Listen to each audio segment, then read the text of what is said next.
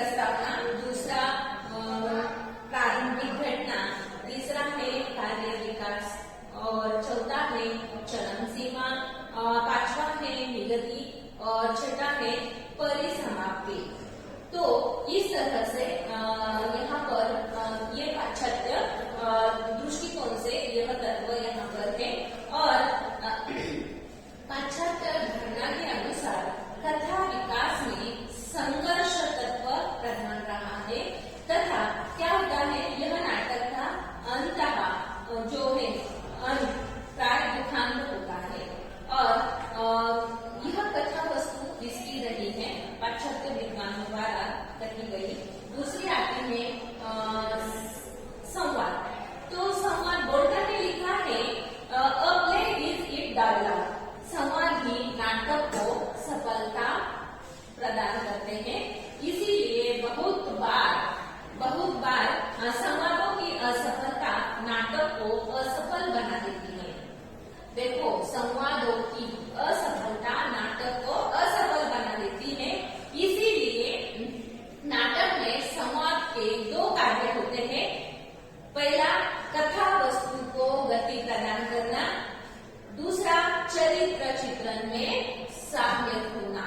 संवाद दो तरह से मदद करता है, कथा वस्तु को गति प्रदान करता है और चरित्र चित्रण में सहायक होता है।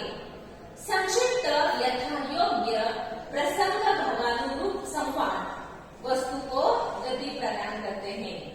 आपका बोलने की शैली दूसरों पर आप किस तरह से बोलते हैं वह शैली दूसरों पर प्रभाव डालती है, जिसे हम कहते हैं first impression is last impression.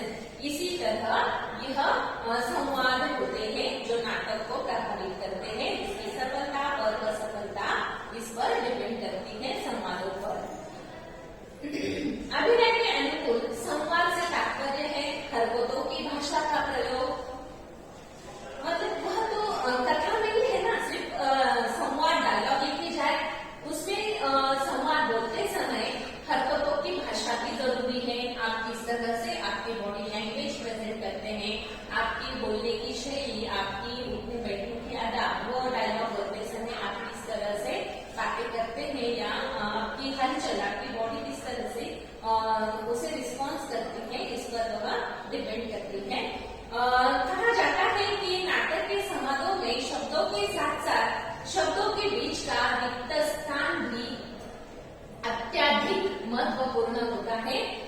सहज सीधी अनलंकृत अभिनय की अधिक अनुकूल होती है।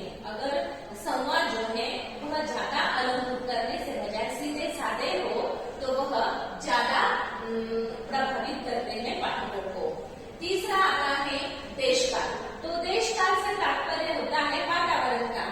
तो देशकाल मतलब हम जिस वातावरण को पाठकों के सामने रखना चाहते हैं, आप चाहे फिर वो शहरी हो या ग्रामीण, अगर ग्रामीण भाग हम पाठकों के सामने रखना चाहते हैं तो उस तरह का मंच वहां पर खड़ा करना होता है, उस तरह का वातावरण वहां पर खड़ा करना होता है, जिसके लिए वेशभूषा, रंगभूषा, उसकी भाषा, उनकी संस्कृति, समय, संकलन,